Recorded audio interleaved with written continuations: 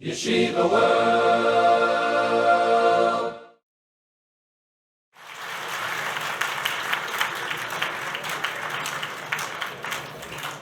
Thank you very much. This is my first time in London, and I'm loving it.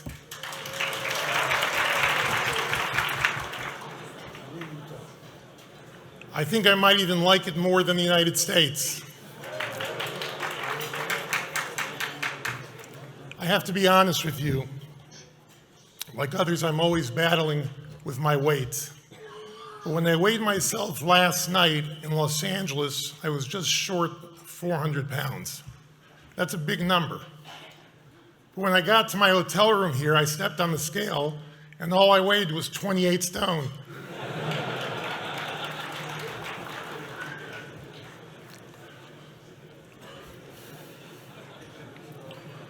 Honestly, I shouldn't joke about it, because I was recently at the doctor. He checked me out and he said, "Mr. Rechnitz, it's time for change.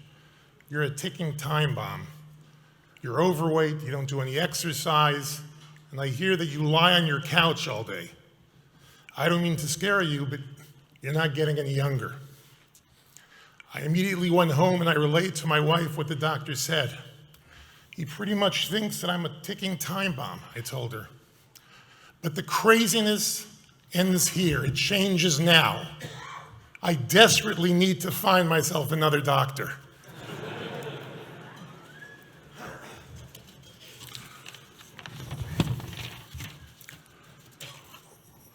It's so exhilarating to be here tonight.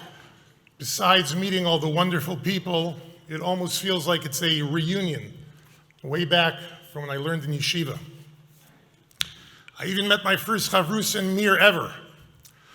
Someone set us up. I remember we learned for about 20 minutes, and he said he had to go to the bathroom. And I hadn't seen him since.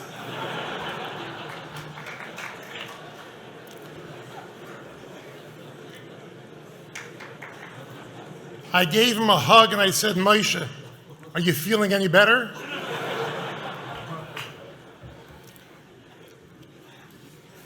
But there's one advantage to being very large, especially since I've heard that London recently experienced some anti-Semitic activity. I'm reminded of a story that occurred a few years ago with me and my twin brother. Yes, for those of you who don't know, I have an identical twin brother who is practically a carbon copy of me. As a matter of fact, you'll never know if he's really the one speaking here tonight, and I'm in Los Angeles relaxing at home. Anyway, we were sitting in the car in the street outside the front of his house discussing some business. A traveling car pulled up behind us, waiting for us to get out of the way.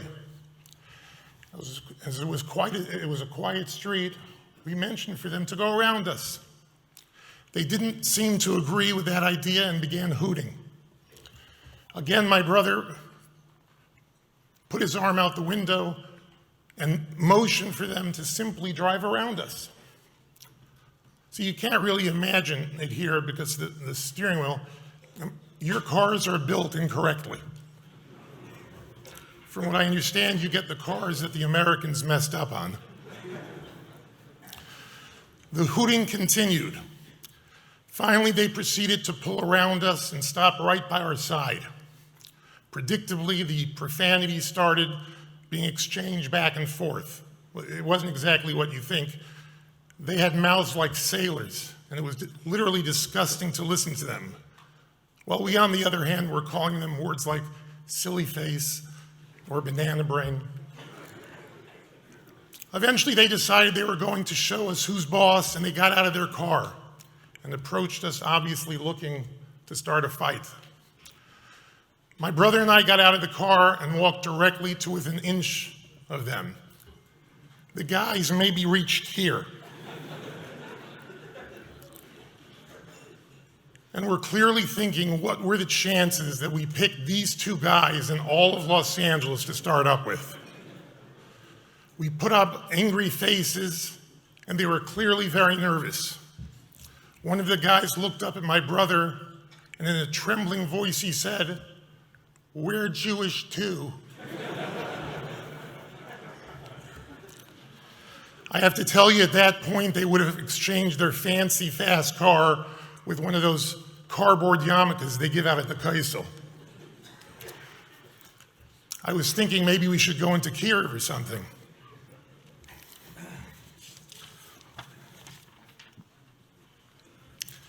Gershus, the Mir Rosh Yeshiva Shlita, the Mir Rosh Yeshiva, U'maranan v'Rabbanan Chavarasa Kadishasa, Loimdei Torah V'Tem Chel.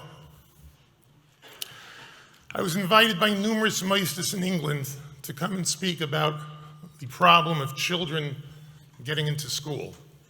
Firstly, to be honest, I'm not the authority on this, but because the problem exists here as well, I'd like to tell you a Ma'aseh Shehaya that I recently heard from a Sanz Chassid who heard it directly from the Sanz Kleisenberger Rebbe.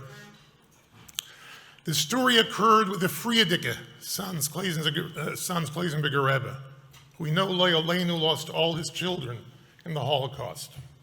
He eventually settled in Eretz Yisrael. He was once approached by two parties. One party was the principal of a local cheder who was determined for various reasons not to accept a child into his moisid. On the other side were nervous parents who pled to the Rebbe that there's no other cheder in the area that would rightfully impart to him our Torah and our Messiah. The Rebbe looked up at the principal with the most serious face and asked in a loud voice, "Do you want to take the place in Gehenna of Trotsky's Rebbe?" The principal was dumbfounded. What Trotsky? Who Trotsky? The Rebbe was referring to a young boy named Leib Bronstein from Odessa, who at the tender age of 8 was expelled from the local cheder. I Googled it, by the way, and this, even the Goyish sites talk about this.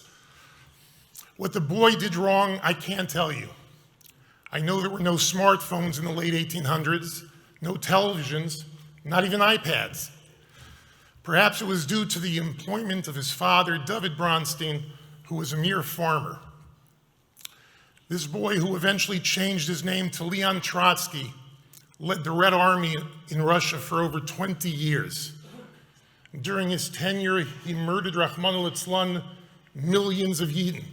Anoshim, Noshim Mitaf. He was eventually assassinated, but unfortunately only after he had committed these terrible atrocities. The Kleisenberger Rebbe did not ask if the principal standing in front of him wanted to take Trotsky's place in Gehenna. That would have been a halbitzer. What he did ask was, do you want to take the place of Trotsky's Rebbe? The Rebbe who made the decision that this young boy didn't deserve to be in the yeshiva.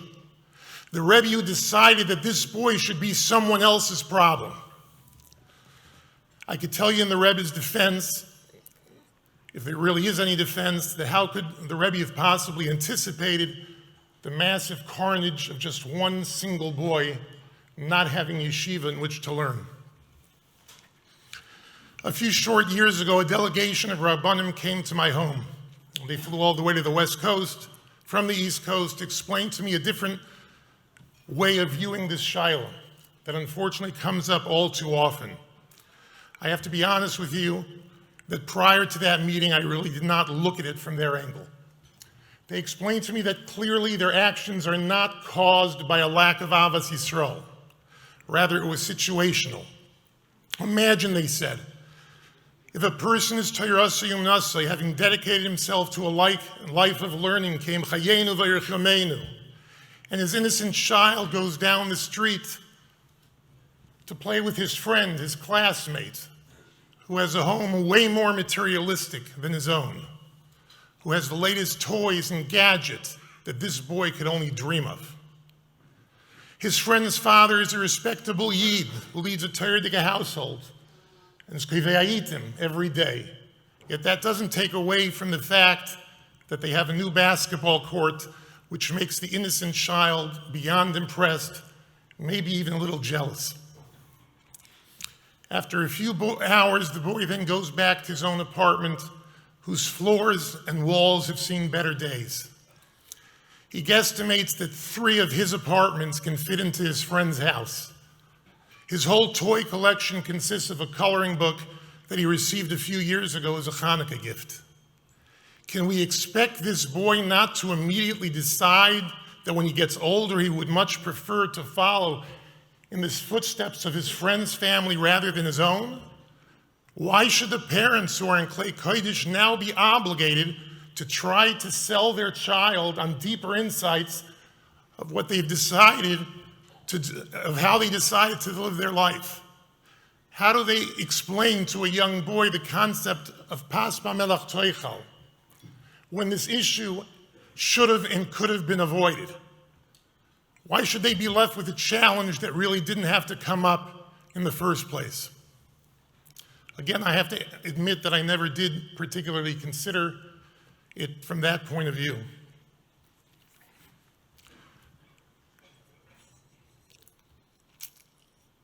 The Gemara at the end of Sukkah quotes a memra from the Amir known as Abaya. Shusa dianuka bishuka, the talk or the words of a child in the street, oyidavua oyidiime, come from either his father or for his mother. And I was always puzzled. First, logistically, Abaya never even had a father, Rahman al-Itzlan. He was nifter while Abaya was being taught Kol HaTorah Kula by a malach for 9 straight months. The tragedy was compounded when his mother, Leolenu, passed away during his birth. He lived with a foster mother who he passionately adored and would often quote her in different places in the Gemara. But more importantly, how can Abaya make such a generalization that the talk of a child came from his parents and not from his friends? We're clearly not talking about an infant, as this child is walking in the street. He probably spends a lot more time with his chaverim and cheder than he does at home. How is Abaya so sure that this boy's views did not come from one or more of his chaverim? I think the pshat is that Abaya clearly didn't know. What he was saying and explaining was something else entirely. We send our children to yeshiva to learn Torah, but their overall hashkafa, their overall view on life, their overall understanding of how things should work, on what's right and what's wrong, that comes from their home. Not what they're told at home, but what they see. It's what they see at home. It's very possible that a child heard something negative from one of his classmates, but whether or not he's makabel it, whether or not he knows it as a truth, whether or not he'll be influenced, that comes from his home. You see, children have the innate ability to see through us. They know what we truly believe and what we really, in fact, hold dear. Shusa dianuka bishuka, the speaking of a child in the marketplace, oida avua oidiime, are ultimately the responsibility of his own parents. Yes, there comes a time when we have to stop blaming the school, the Rebbe, his friends, and start taking the responsibility of our children on ourselves. No, I don't know all the answers, but this is where we have to follow our Gedolim V'asisas K'chol Asher Yerucha.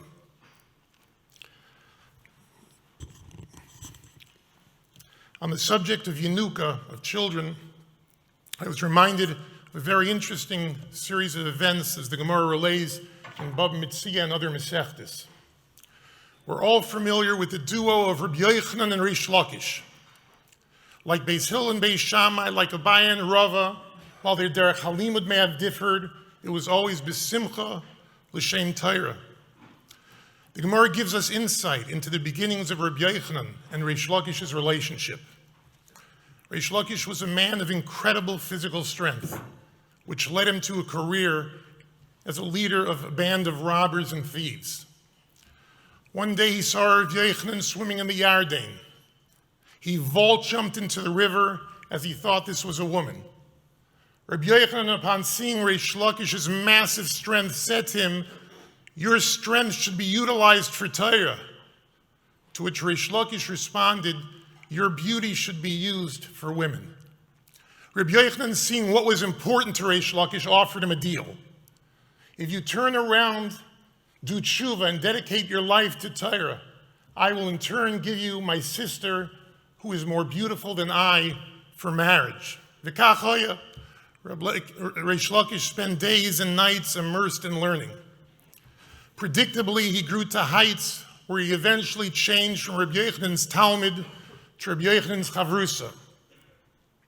The Gemara relates an event that unfortunately made Rabbi Yochanan believe for the moment that Reish Lakish was not makir tov to him for turning his life around. Despite the pleas of Reish Lakish's wife, the sister of Rabbi Yochanan took a kpeda on what he said to him, which resulted in the untimely death of the young Reish Lakish shortly thereafter.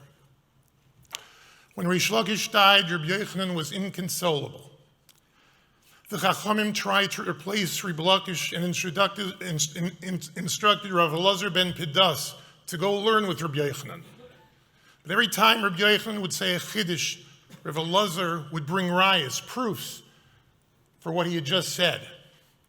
However, this further aggravated Rabbi Yochanan, as he remembered Reish Lakish always challenging him with 24 questions. The inherent challenge in those questions would bring about the inevitable expanse of the discussion.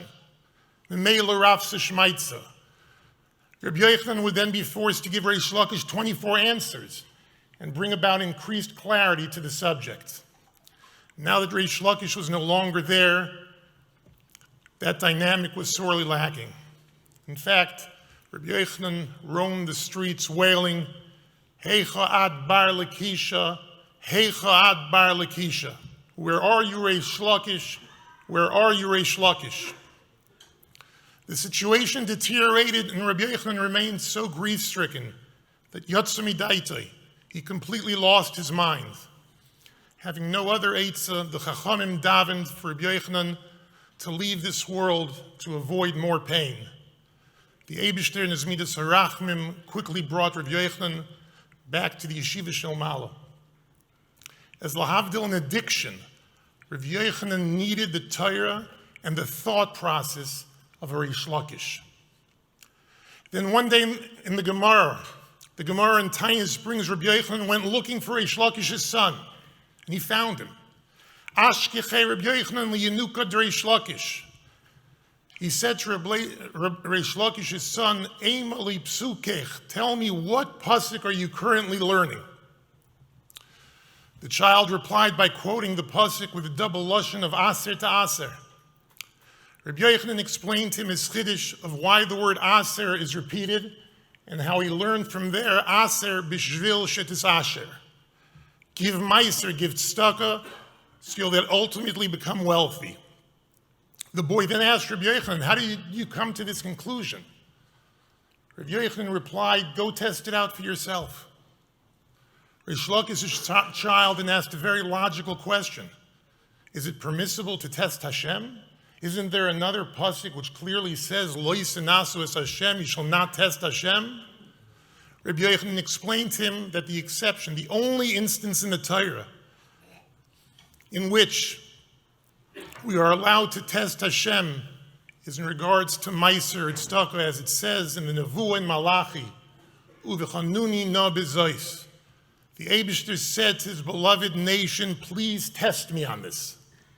Im lo eftach es arubis hashamayim, if I don't open the windows of heaven, varikoisi lochem brocha ad blidai. I will shower you with brocha and shefa until you can take no more. Whereas the Gemara in Yerushalmi quotes, Dayenu bracha, Dayenu bracha. With no disrespect intended, as I stand here practically alone with my 1,000 closest friends, let's be honest. We've all seen this pasuk. We've all heard it in speeches. Most of us have even tried it. Yet while some people fare a little better in business than others, how many of us can really say that they were zeichet varikoisi lochem brocha ad blidai? Most times when the Torah mentions schar, reward for a particular mitzvah, it can be defined as the reward eventually coming in Olam Haba, the more important of the two worlds. But that's clearly not the case here. because neither I nor anyone else will have a need for money in Olam Haba. You probably can't schmear someone to get into Gan Eden. I need the money here and now where it has value. So what's really going on? Why are we putting Hashem in a position of a person kaviyachol who doesn't keep his word?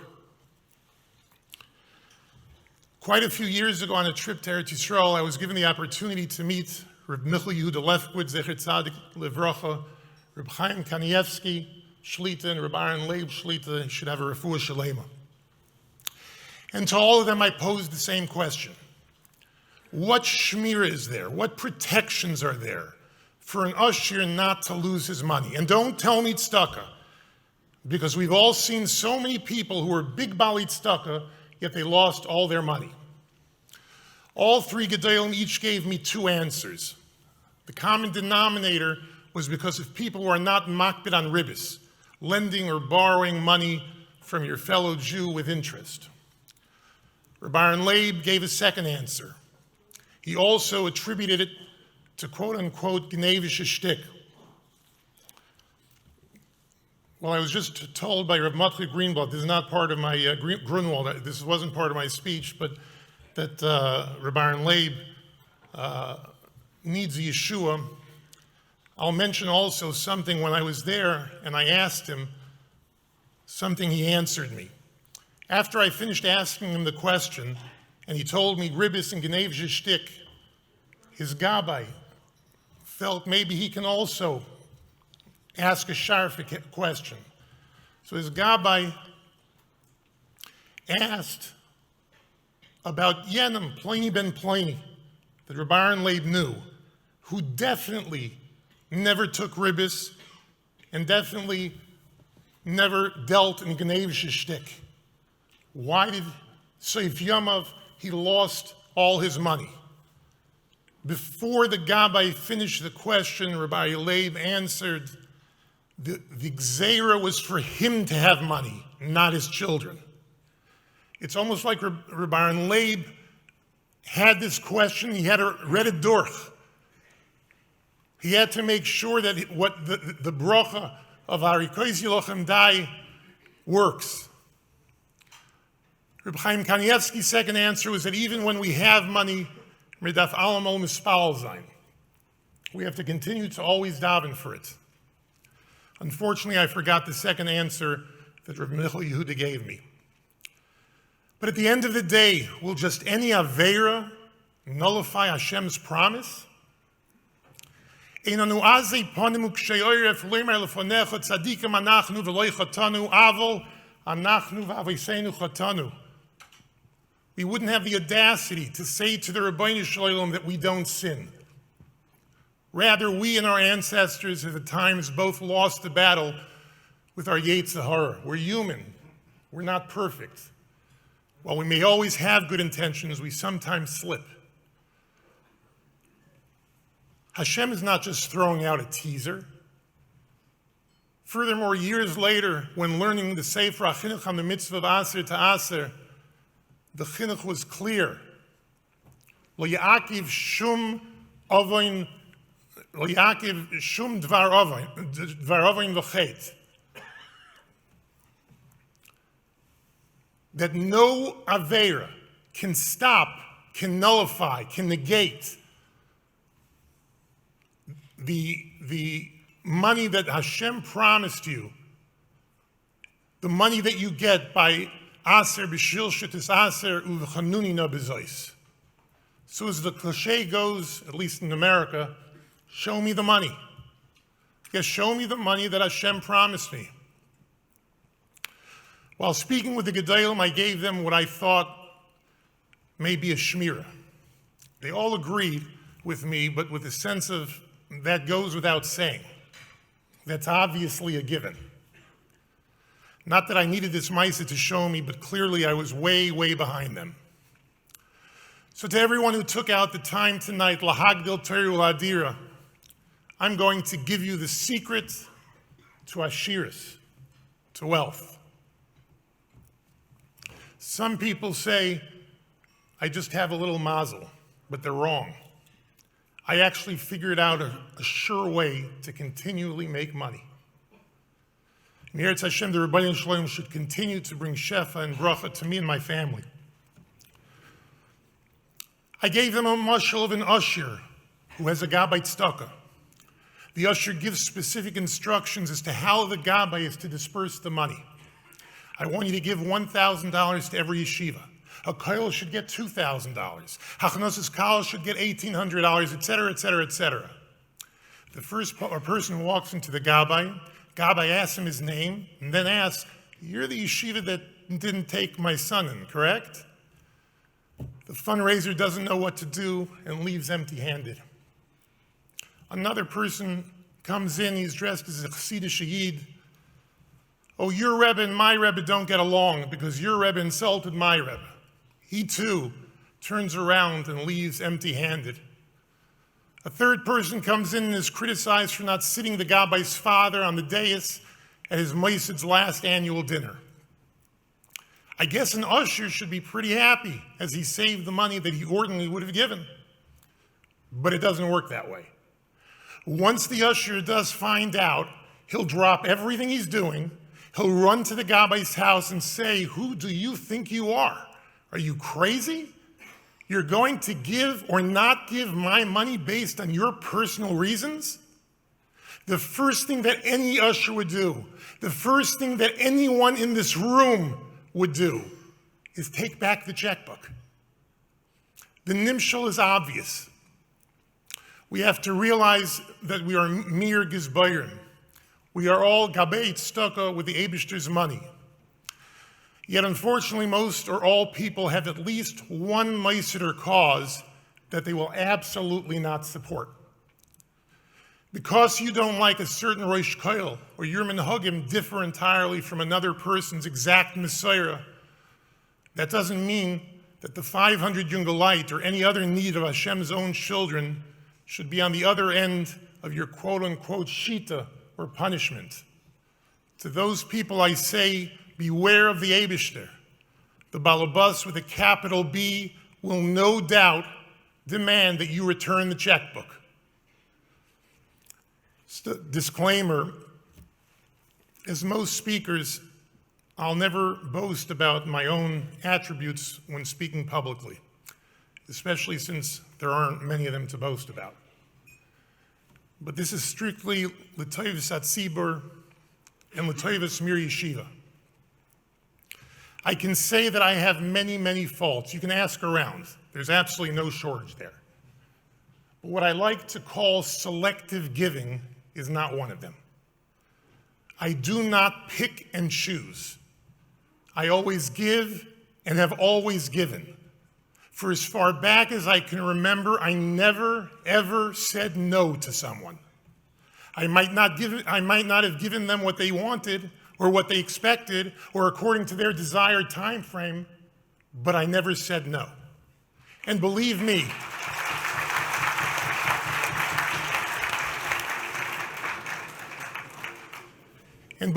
there are people who have hurled insults at me or at someone in my family who are living, and family who have already passed. Yes, sometimes I had to hold my nose and force myself to smile, let alone write a check. But I never forgot that I wasn't giving out my own money. You want the Eibishter to come through on his promise of varikoisi lochem brocha ad b'lidai, which I remind you the Sefer HaChinuch says cannot be nullified even if we do averes. If you want to be zoiche to the Oisher and Arubeis HaShamayim, before we even start, we have to realize something that's so clear. As I said, it's a given. And if you don't get wealthy despite the promise of HaKadosh Baruch Hu, it's not because of an aver that you did. It's probably not even aver to withhold stuck. It's an organization with whom you just can't see eye to eye. As long as you're giving your meister, I presume. The reason the Eibishter's promise was not niskayim is because you just didn't realize and treat whose money this really was. And let me add, we say every day in davening, v'hoser soton milfanenu u'me'achareinu. We ask Hashem to remove the Satan from in front of us and from in back of us. And I always wondered, I understand the Eibishter and asking the Eibishter to move the Satan away, the Satan who stands before us, attempting non-stop to hold us back from doing a mitzvah. But what does v'hoser Satan me'achareinu mean? Which Satan is behind us? I'm convinced that the pshat is that when a person does a mitzvah, such as a person writes a check for tzedakah, but later regrets it, shouldn't have given them that much. They didn't really need the money that bad. That, Rabbi Yisai, is not doing a mitzvah b'shleimusa. The hoser Satan ufaneinu, take away the Satan who stands before us, telling us not to do the mitzvah. Umeachareinu, and the Satan who lingers behind and convinces you to regret the mitzvah that you already mekayim.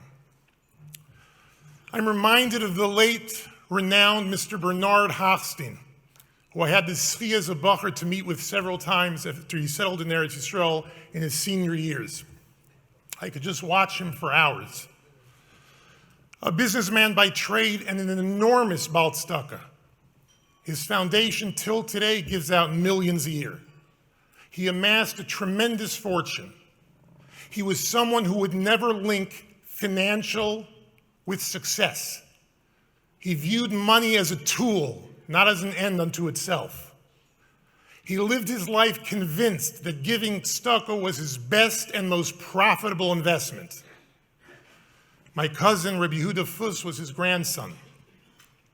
Rabbi Yehuda would look forward every year to Parashas Re'eh, when he would accompany his grandfather to shul.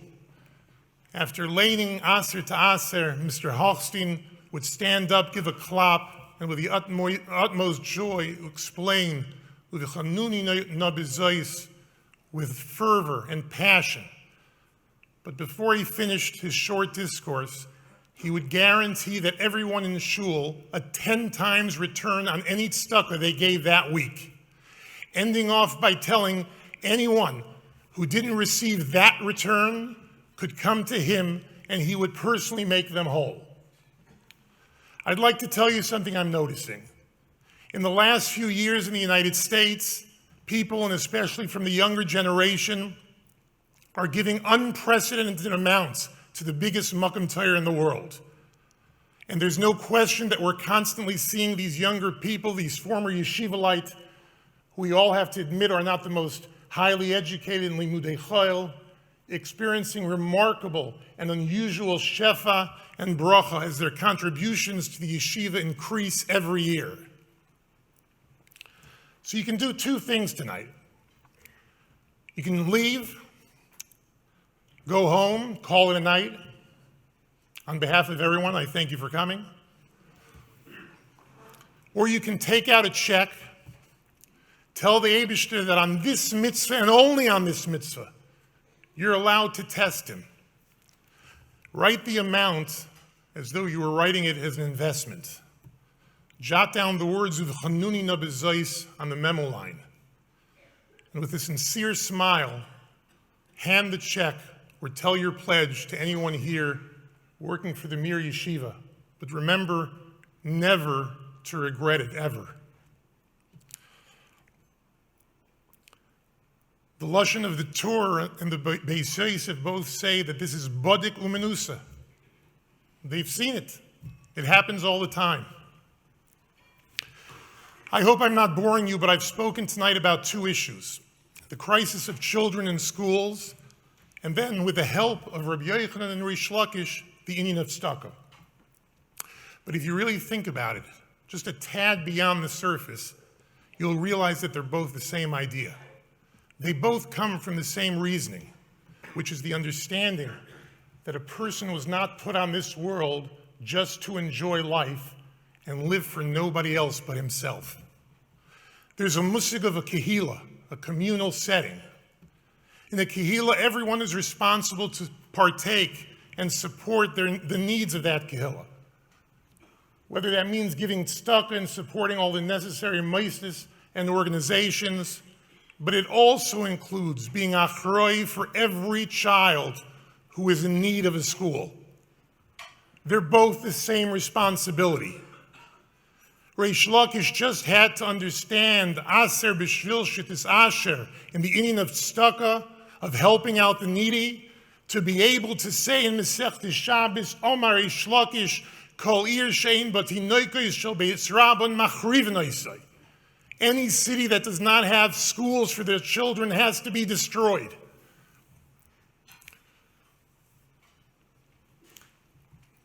I remember when speaking about this prior, I brought down a ritva also that specifically says that you have to open up a school if there's one child in the city. The Gemara in Baba Basra says, Bram Zocher Oisa Ish Latoiv Yeshua ben Gam L'Shmoi. This person will always be remembered for good. Shel Molehu Yishtach Chatoyer Yisrael. If not for him, Torah would have been forgotten from Klal Yisrael. And the Gemara goes on to explain that until Ben Gamla, a person's father would teach him Torah. But unfortunately, there was nothing in place for the children who didn't have fathers, the assignment. So Yeshua ben Gamla made a takana that every city and every village must open up a cheder. And the question arises, what Yeshua ben Gamla did was indeed very admirable, but realistically, most people had fathers. So how can the Gemara possibly say that without him, Nishtach Torah Yisrael? The majority of the children were learning. And as a side note, Nishtach Torah Yisrael is a pretty serious threat. The world is built on Torah. Is there any other Gemara in Shas that even considers this a possibility? I'm sure there are many terutzim to this kasha. There are Chassidish terutzim, Litvish terutzim, Brisker terutzim, Svardish terutzim.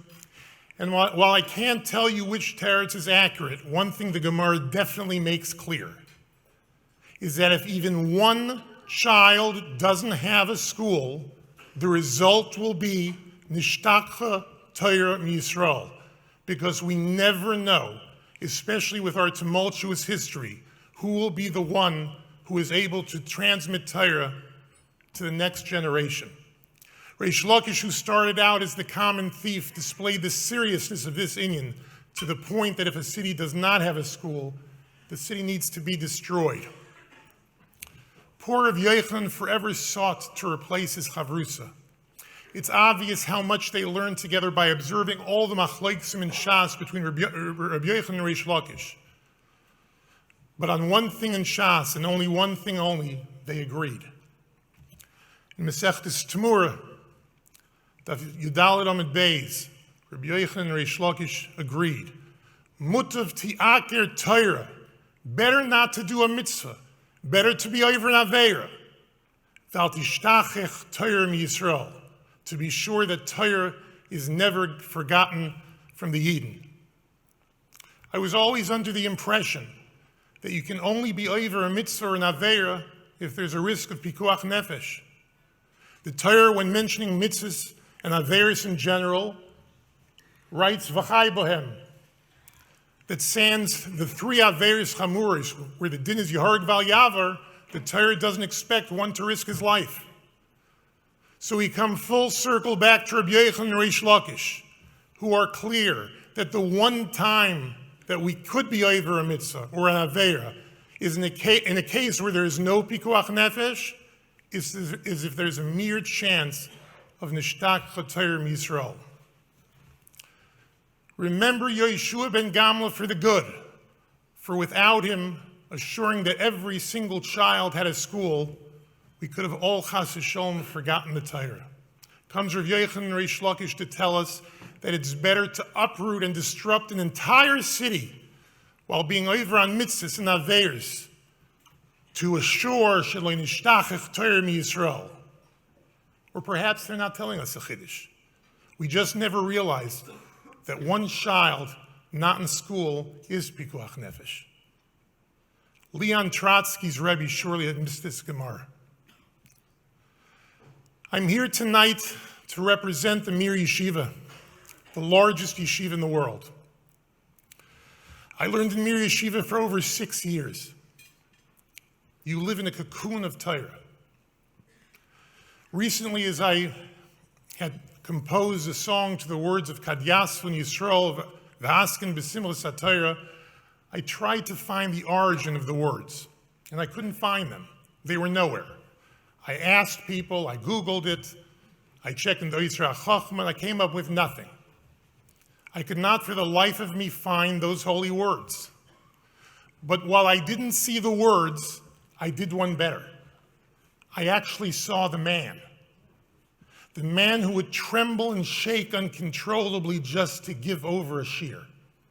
His smile, his love for his Talmidim never left his face. Unfortunately, at times we see too many people with tsaras. Some of them are able to sit and learn and temporarily forget their tsar. But to see Agoyin HaKadosh Reb Nosson Tzvi Zecher Tzadik V'Kadosh Livracha immersed in learning with every last fiber of strength gave me a new meaning to the words. D'ashtechan b'tzara delhoyin v'asken b'chedvas odeli. The Eibishter said to his closest malachim, look at my beloved children that continuously suffer without a break, but yet they learn and harv in my delight, in my Torah. The Talmidim who sit today in Mir Yeshiva are representatives and the representation of Torah in this world. Mir Talmidim dot the globe from London to Los Angeles, from Pennsylvania to Panama, Atlanta to Antwerp, and of course all around Yerushalayim HaKodesh. These 8,000 plus Talmidim learn Torah, that's all they do. I recently came across a very disturbing statistic.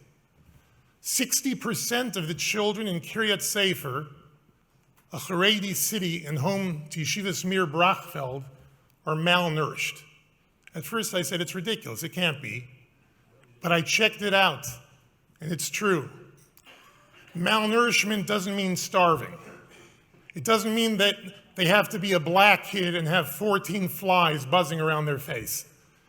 It means that they don't eat properly, that they eat pasta all week long. They don't get essential vitamins and minerals to assure critical, healthy growth. Anything just to fill them up because they can't afford more. Rabbi Yisai, the Torah world cannot be malnourished. That's a zilzul of Talmidei Chachamim and a shreklich chilul Hashem. In today's world where there is so much parnasa, where there's so much shefa and bracha, we can't at the very least ensure that their children, that our children, have enough to eat? What are we thinking? What ridiculous excuse is getting us through the day? So me,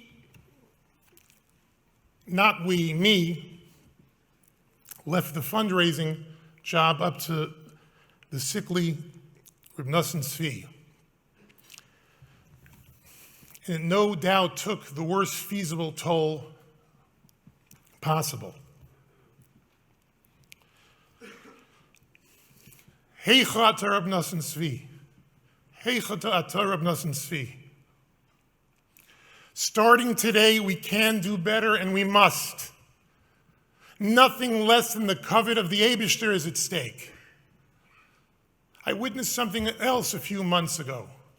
At first, the sight warmed my heart, but then it pained me greatly. I saw young lights standing in line in order to receive heavily discounted bread for their families. At first, I thought, how nice. But then the thought struck me. What's zilzul Talmidei Chachamim? Why must the ambassadors of Torah stand in line to get a loaf of bread for 2 shekel? Of course, it's a wonderful gesture on the part of those who are providing for these families. But at the same time, it's unacceptable for those who can change the status quo. If we have the ability and means to make a difference, we must. As Mir is the largest yeshiva in the world, everybody looks to us to see how a bocher, how a kohen gaman is treated. We must do it for the Mir, for all of Torah, for the Eibishter. Let's start the 3rd century of Mir, where they have our complete support. Yes, Mir, where the Rosh Yeshiva and the Talmidim didn't stop hovering and learning as they were forced from city to city and from country to country. Today's Talmidim are being built on 200 years of Leipuska Yeshiva. I conclude with a story about Rav Meir Shapiro. When Rav Meir founded Yeshivas Chachmei Lublin on the premise that B'nai Torah must be treated like royalty, his position was met with strong opposition. The novel idea rubbed some the wrong way. They were of the school of thought that followed the literal meaning of the Mishnah in Pirkei Avos, Kach hi darcha shel Torah, pas b'melech toichal, u'mayim b'mesura tishta. This is the way of the Torah. Eat bread with salt, drink water in small measures. According to their viewpoint, Torah is acquired through a life of deprivation. Rav Meir responded with a thought from the Baal Shem Tov and said to those who opposed his views, "You're reading the Mishnah incorrectly. It's not a statement, but it was written as a question in the Lashon Tamiyah, in the language of astonishment, of wonder. Kach hi darka shel Torah? Is this the manner of Torah? Pas b'melech toichal? Should one sustain himself with only bread and salt? Is that really it?" Rabbi say we can't allow the Talmidei Chachamim, the younger light, the Bachrim of Mir Yeshiva to fall. Because if the Mir suffers, then the Torah world suffers with it. And that, Rabbi say, cannot happen.